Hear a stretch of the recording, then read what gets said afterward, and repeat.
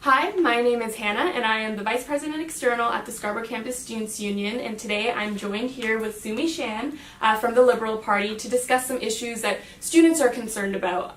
So I just want to say thank you for joining me, and we're interested in hearing your stance on these matters. Okay, well, thank you for having me and thank you for coming in. So to just dive right into it, I guess, let's talk about transit. Okay, so as you must know, Scarborough is a very commuter hub area, and students specifically are just constantly on the go. And students find that we are struggling with transit due to various reasons, such as its inaccessible routes or its unaffordable rates. So what does your party plan to do to address these growing transit concerns? So yes, I definitely agree from what I've heard so far, and having been a commuter myself from Scarborough to downtown Toronto, I do understand the transit needs in this area. As a Liberal Party government, what we've done so far is we have earmarked a certain amount of money for sort of the Scarborough Transit. It's now, we're waiting for, of course, approvals from the city and so forth, and as to what the experts say is needed, but definitely agree that we do need more transit in this area, especially Scarborough-Rouge Park. Being on the east end, it sometimes feels like it's being left out, but I think we have an opportunity this time around, and as things are progressing, to ensure that we have better transit in the area. Okay. That's interesting, so thanks for sharing. Now moving away from transit on to healthcare, so specifically international students and healthcare. Up until 1996, international students were covered under the Ontario Health Insurance Plan, which is OHIP. Does your party have any plans to reintegrate these international students into OHIP? It's a good question, and I actually was not familiar with the fact that they were part of OHIP before. So I'm happy to take that to our party folks to see what more we can do. I know in respect to healthcare, we are doing a number of initiatives, especially around mental health and for students all up on campuses. So I'm hoping that kind of helps with that, alleviates a little bit. There are free prescriptions, of course, for Ontario students, for those that are under 25. But I do understand some of the hardships that might impact international students, so I'll definitely take that up with the party. So it's really nice that you mentioned mental health and mental health services on campuses and with students. So this next question pertains specifically to that. Okay. So students on campus, we experience increased levels of anxiety and depression due to various responsibilities that we have, as well as the increasing costs of post-secondary education. So at the same time, our health services and our counseling services are just being extremely overwhelmed with either being understaffed or having limited resources. And so people are experiencing these insanely long wait times just to access these services. So my question is, what does your party plan to do to address the mental health crisis in post-secondary education? Okay, it's a good question. The party has earmarked already about $2.1 billion for mental health altogether, and I believe a certain amount of investment is actually earmarked for post-secondary campuses to ensure that you are getting better mental health services, and there's opportunities for more counseling and so forth.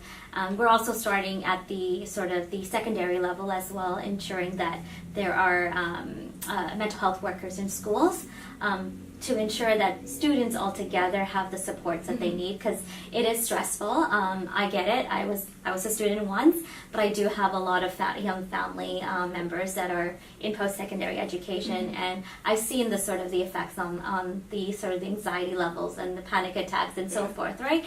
It is overwhelming, and the expectations are high. So definitely, that's one of the things that we're working towards, is to ensuring that you have the right services. Awesome. So, like we said, healthcare is something that directly affects everybody, and health services. And in addition to that, similarly is food services or things like food security. So this next question pertains to food security. So studies have shown that there is an increasing amount of students that are accessing food centers and food banks both on campus and within our communities.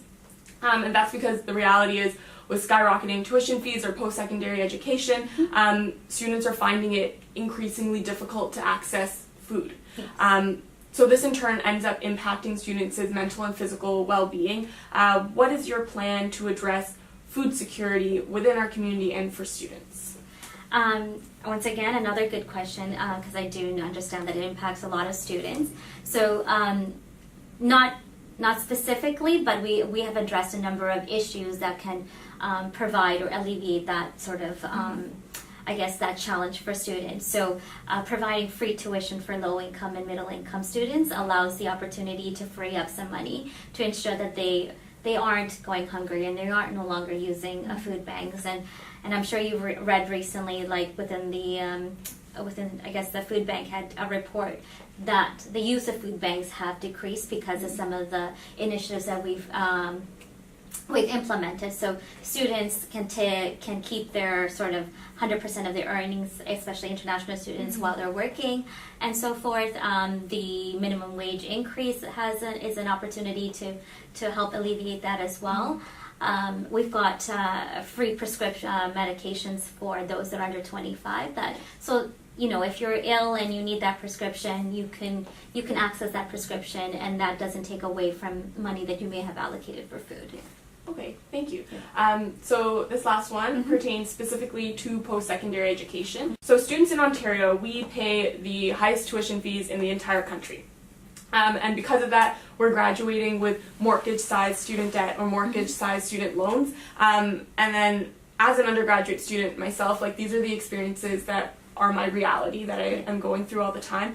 How does your party plan on addressing the rising costs of tuition fees and this crisis in post-secondary education?